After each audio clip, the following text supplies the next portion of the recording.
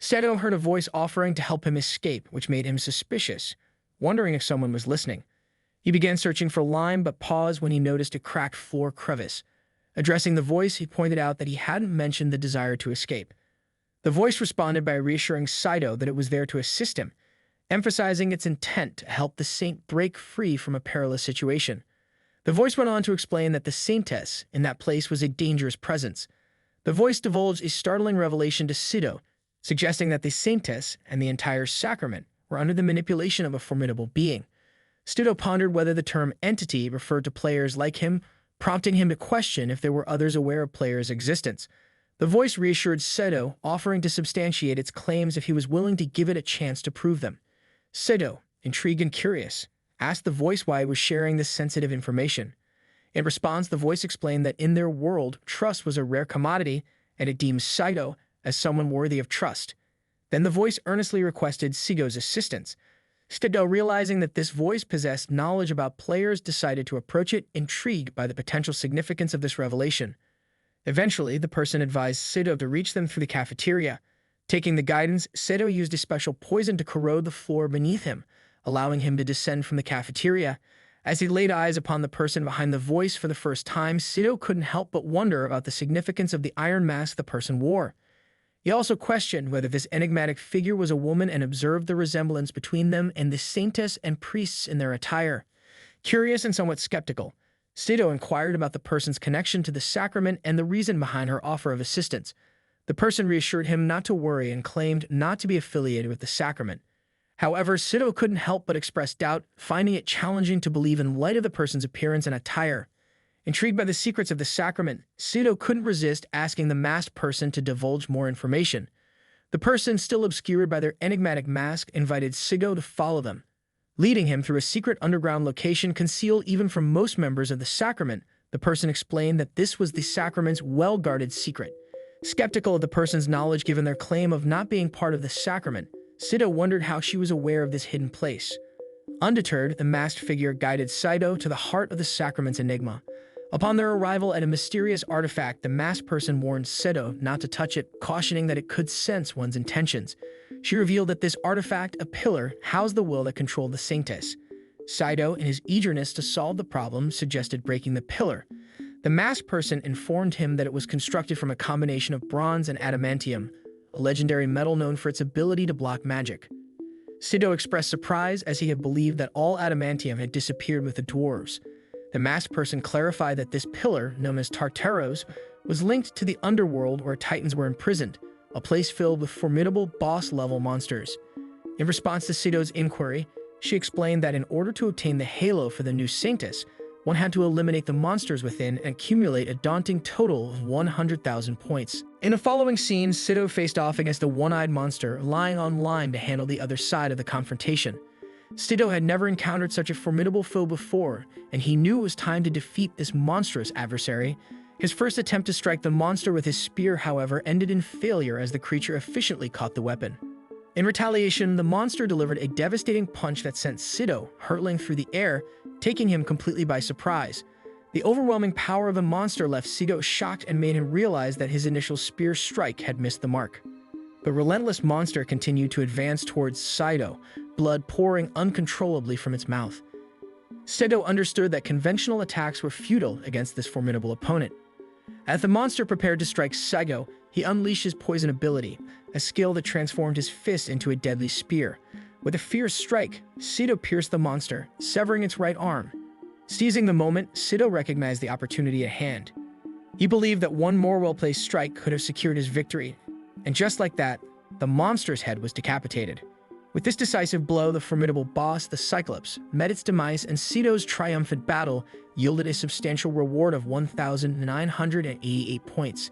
Sido marveled at the abundance of points he had amassed, pondering the possibility of swiftly reaching the coveted 100,000 points if he faced more foes who proved as vulnerable.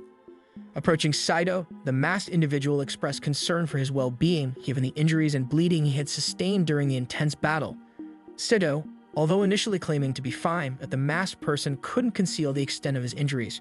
Recognizing the severity of his wounds, the masked person skillfully employed the healing power of Great Heal to mend Sido's injuries.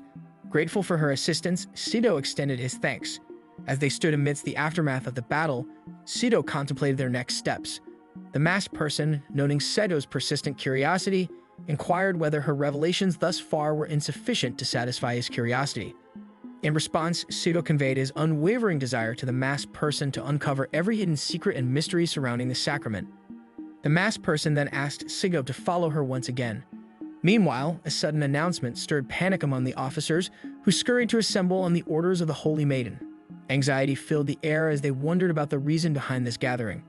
With the officer panicking, the announcer called for silence, signaling that the Holy Maiden was about to address them. In her solemn speech, the Holy Maiden disclosed a troubling revelation to her officers. The saint had vanished. The shocking revelation left some officers pondering whether the Holy Maiden referred to the saint who had recently arrived. However, the Holy Maiden's revelations didn't end there. She disclosed that concurrently, an oracle had been appointed. Even more alarmingly, the Holy Maiden unveiled a disconcerting truth. The saint who had performed a miraculous act in Iron Hill was not who he seemed. His true identity was that of a spy dispatched by the king of the northern wasteland, with the sinister objective of assassinating the Holy Maiden and seizing control of the sacrament. To safeguard the sanctity of the sacrament and eliminate the threat posed by this infiltrator, the Holy Maiden conveyed the urgent need to capture this spy. Her officers, driven by their devotion and loyalty, readily assured the Holy Maiden that they would succeed in capturing this intruder. Metis, the mysterious masked figure, introduced herself to Sido, sharing her storied past as an adventurer and saint, now cursed to roam as an undead with a singular desire for revenge. Sido was curious about how she maintained her sanity in this undead state, to which Metis mentioned that her willpower dominating her physical form. She further disclosed that when she came to the church, she was already cursed to become undead. Metis confided in Sido that she wanted to prevent others from suffering as she had, though Sido was skeptical about convincing people to avoid the same fate. In response, Metis explained that it was precisely what Saint was for, and this was why she had rescued Sido. As their conversation deepened, Metis questioned Sido's intentions regarding a group in the north, considering their bad relationship with the sacrament. Sido acknowledged that it was their goal, but worried that there would be potential sacrifices if a war was to break out. Metis asked for Sido's guidance on the matter, to which Sido admitted there was no clear solution. However, Sido speculated that they might have a chance if they knew some weaknesses in this situation. Metis had an important revelation. She informed Sido that the only place where the saint's will could control the saintess was in the room above Tartaros. This revelation sparked a daring plan in Sido's mind. He would break into Tartaros and confront the monsters residing within. To proceed with this plan, Sido inquired about the materials used to construct Tartaros, and Metis confirmed that it was made of both bronze and adamantium. Sido then asked about the existence of an underground prison where they could deal with a particular demon, and Metis once again confirmed the prison's presence. He then requested Metis to guide him to this prison and inquired about any elves among the prisoners. Metis revealed that elves were frequently captured and held there, prompting her to lead Sido to the prison. Upon arrival, they found the prison entrance patrolled by guards, and Sido utilized his paralysis poison skill to immobilize them. Sido then asked Metis about the magic circle and learned that it could only be accessed by high-ranking members of the priest's council. Fortunately, the circle still recognized Metis as the Holy Maiden, which surprised Sido as he realized her past role. This led Metis to question Sido if he was alright, and moreover mentioned that the elves were a challenging race to control. So Metis was worried that this may lead to even bigger trouble if the situation was mishandled. However, Sido disclosed his plan to Metis, expressing his desire to harness the abilities of the elves and having no intentions of controlling them. He instructed her to activate her halo and follow him, setting their plan into motion. Meanwhile, in the prison, a girl named Kona seethed with anger at Sido, nursing a desire for revenge.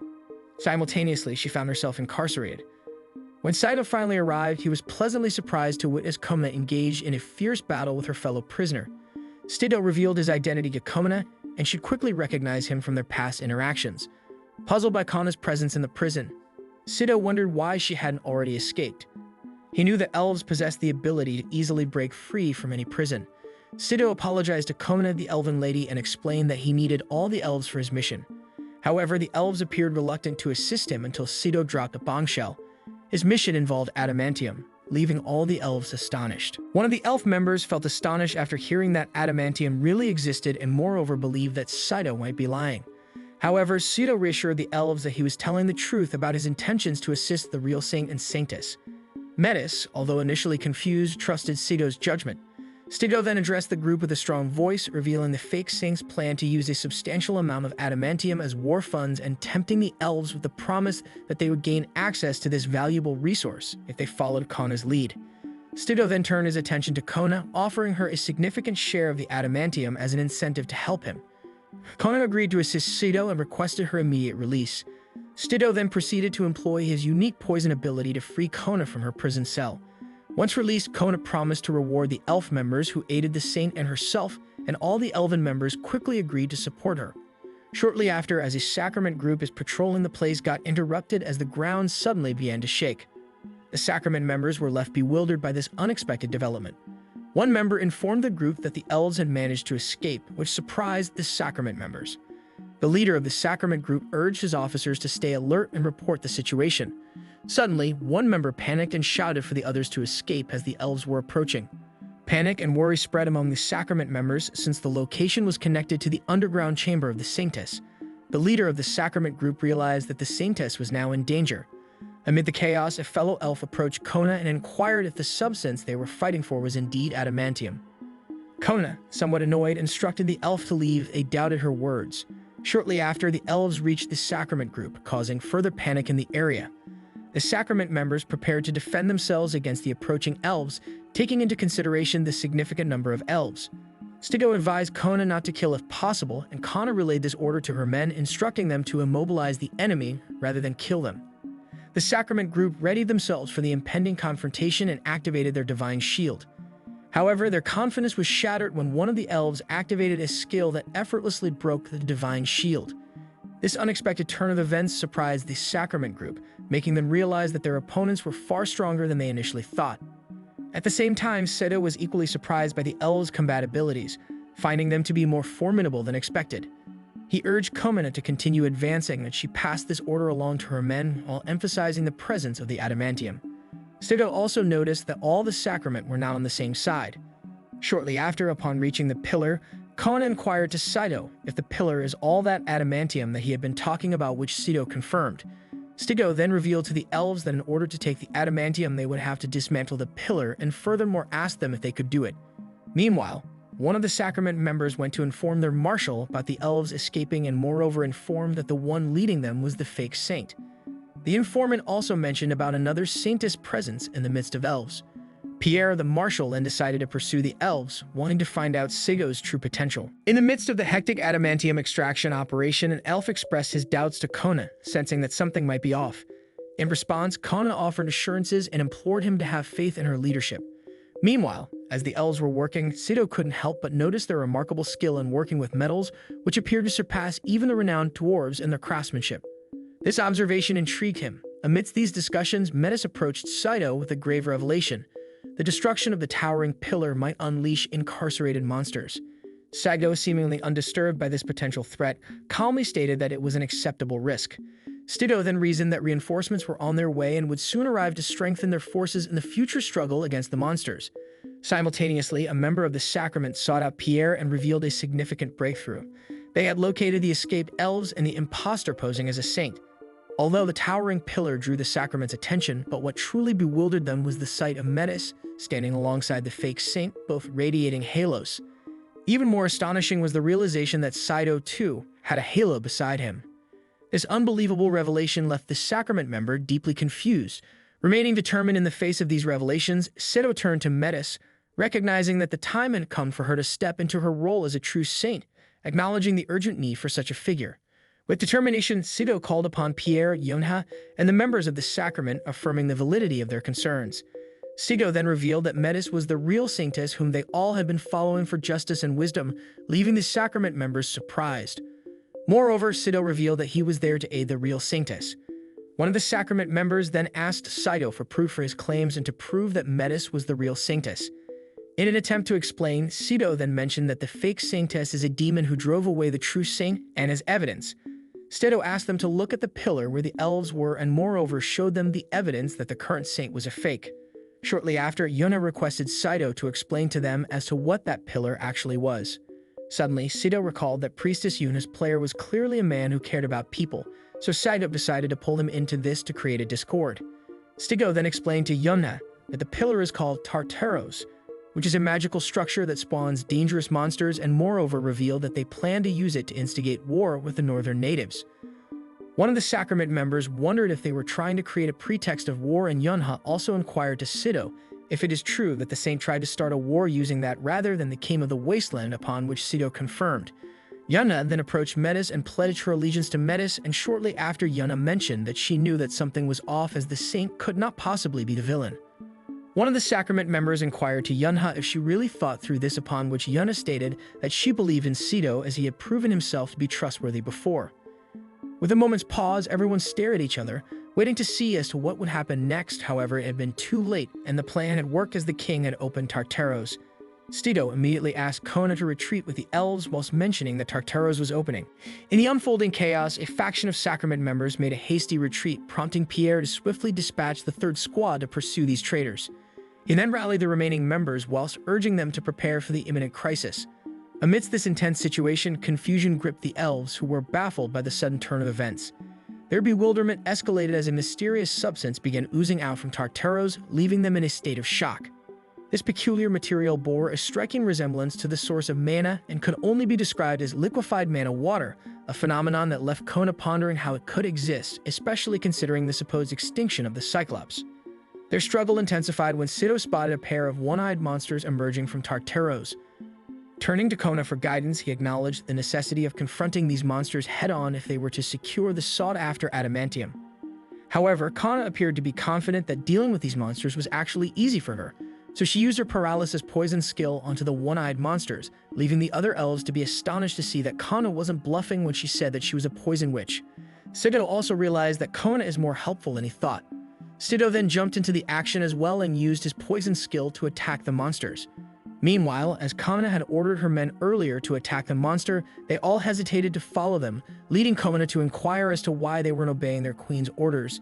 In the midst of the turmoil, a dispute arose among the elves regarding Kona's royal status. One of them questioned her legitimacy as a queen, but the other elf swiftly intervened, emphasizing that their current priority was dealing with the monsters, making Kona's authority a secondary concern. The imminent threat demanded unity and devotion to Kona's commands. Sido, in the meantime, sought the allegiance of the sacrament members, asking them to declare their chosen side in the impending battle. Yono was the first to step forward, aligning herself with Sido and the others in their fight against the monsters. Pierre, the leader of the sacrament group, wasted no time and commanded his men to draw their swords, preparing them for the imminent clash with the enemy. The sacrament group boldly charged toward the monsters, but their initial paralysis spells had worn off, rendering the creatures free from restraint. Pierre swiftly communicated to the elves that the sacrament was ready to cooperate and requested them to stand by for a coordinated massive attack. In response, the sacred shields were activated, signaling the commencement of a potentially critical battle.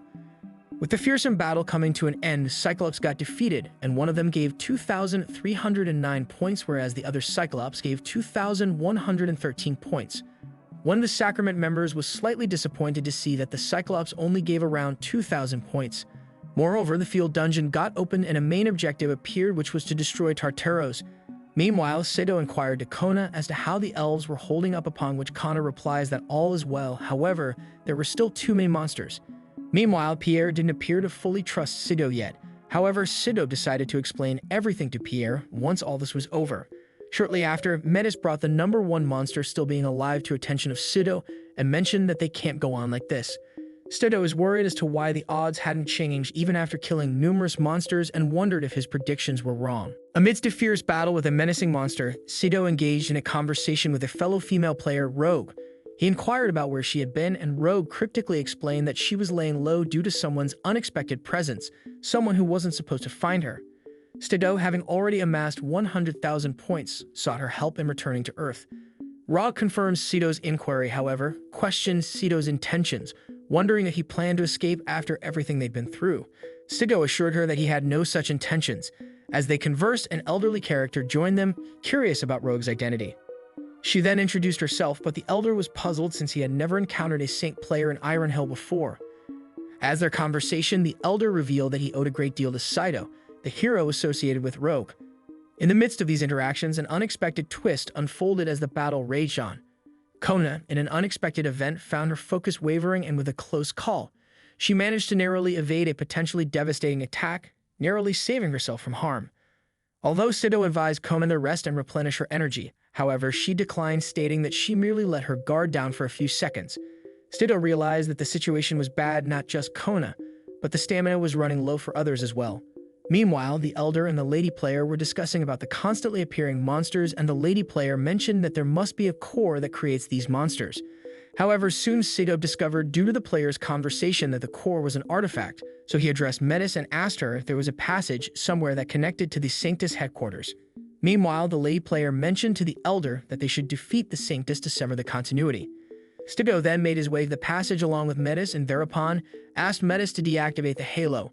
Furthermore, Sido instructed Metis to not tell anyone about what she saw or heard from then onwards, and moreover mentioned that he had a secret too and asked Metis if she could promise to keep it, upon which Metis agreed.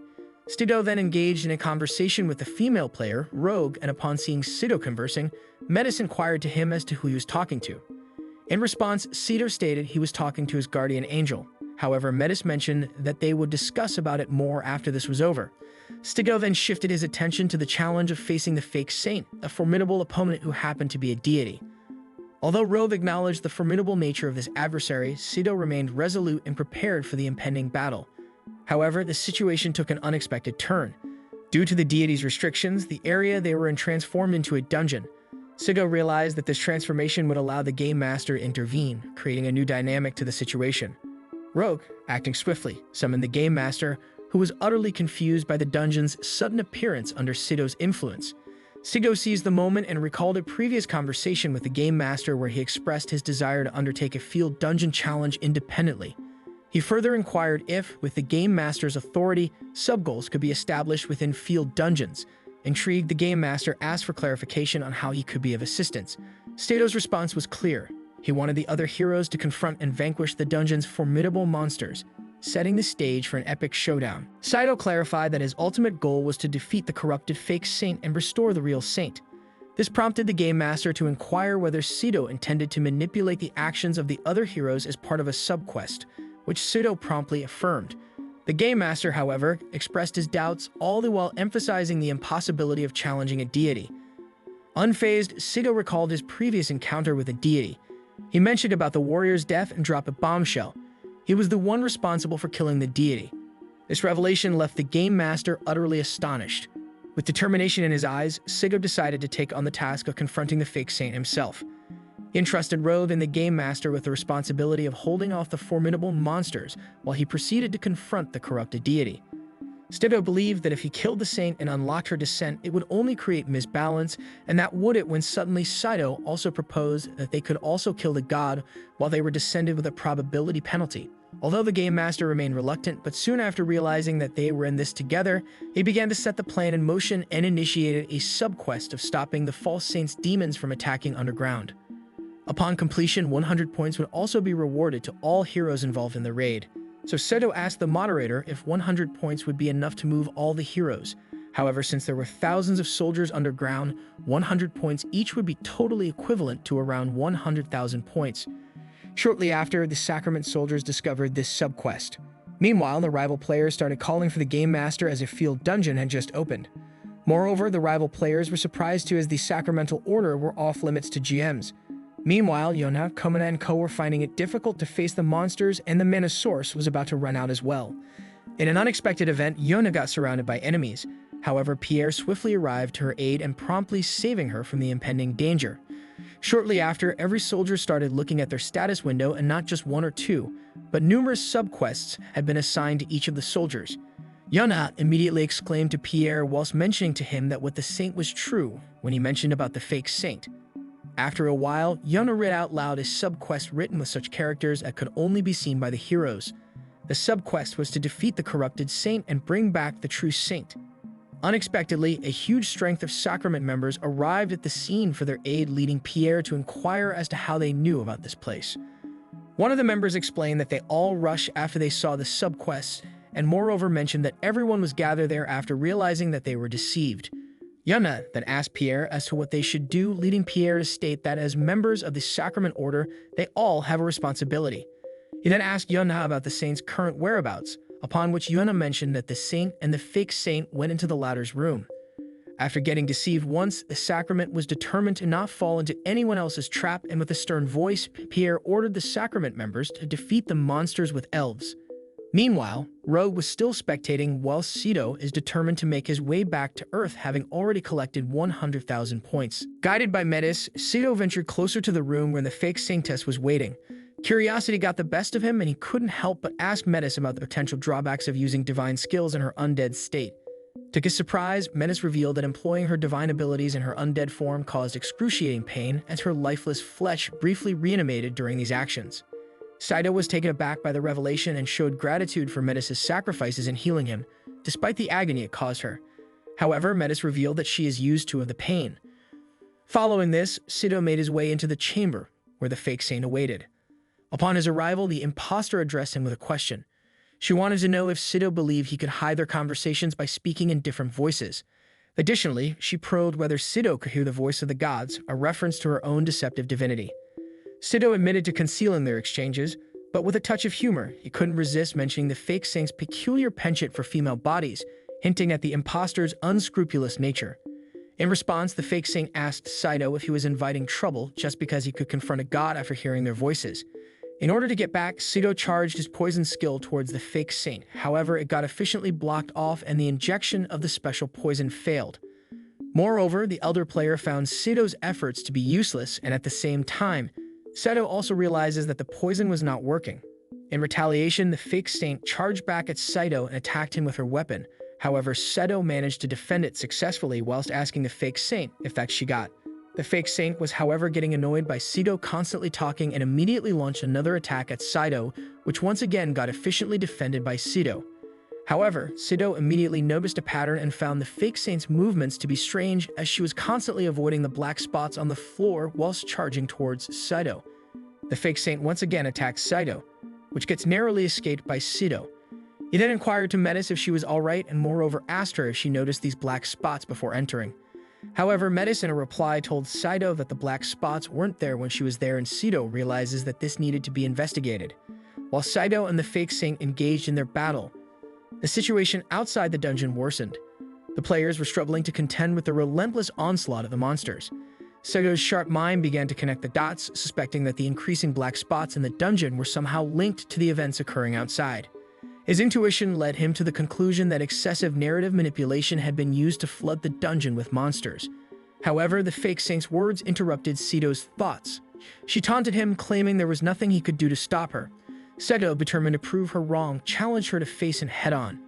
In response, the fake saint, infuriated by Sido's defiance, struck her staff against the dungeon floor. The impact triggered a chain reaction that ruptured the dungeon's ceiling, causing menacing Cyclops monsters to emerge from the depths below. The situation took a dire turn as Cyclops started making their way towards Sido, setting the stage for a high-stakes showdown. Meanwhile, Sido wondered if the floor just got opened to get more monsters summoned. The fake saint then ordered the summoned monsters to get rid of Sido. The situation had worsened and Sido had dug a hole for himself, or so it may seem. The fake saint appeared to be having an upper hand in this clash, and at the same time, Sido appeared to have run out of ideas. Dealing with the fake saint alone was difficult enough for Sido, and with these upcoming monsters, it would be near impossible for Sido to achieve his sole purpose of returning to Earth. Meanwhile, on the other side, the monsters were getting the better of the players. The casualties had begun and Sido and co were running out of time. Simultaneously, it seemed like things were getting sorted down below. The fake saint was finding this end to be fitting for her enemies. The fake saint then mentioned to Metis that she would also have to pay the price for orchestrating all of this, and so Metis dared the fake saint to go ahead and try. As the monsters were heading up, Pierre had no idea what to do. He then soon realized that in order to stop the monsters, they had to disable the defense barrier, but that would cause more harm to their allies. However, if they would not capture the fake saint, then no one would save in the end. So Pierre ordered for the defense barrier to be disabled and asked his men to not let the monsters go up. Meanwhile, the other sacrament members kept throwing the swords at the monsters climbing the wall in an attempt to not let them escape. The number of casualties increased time after time as the battle went on. Numerous soldiers found themselves injured and several casualties happened in just a matter of minutes. However, the soldiers were ordered to not retreat and keep holding off the monsters. Shortly after, the mana runs out and some of the soldiers were wanting to fled as they could not see themselves winning this confrontation. Kana's brother mentioned to her that they should escape with the adamantium as they had all that they could. However, Kana mentioned they could not escape like cowards. Kona the advanced and ordered her men to fight, and the elves seemed to be on the same page with Kona. Several monsters got slayed, many soldiers got injured. Kona even managed to save a sacrament soldier from the monster's grip, and Yunha appeared to have run out of mana, resulting in her being unable to heal the injured.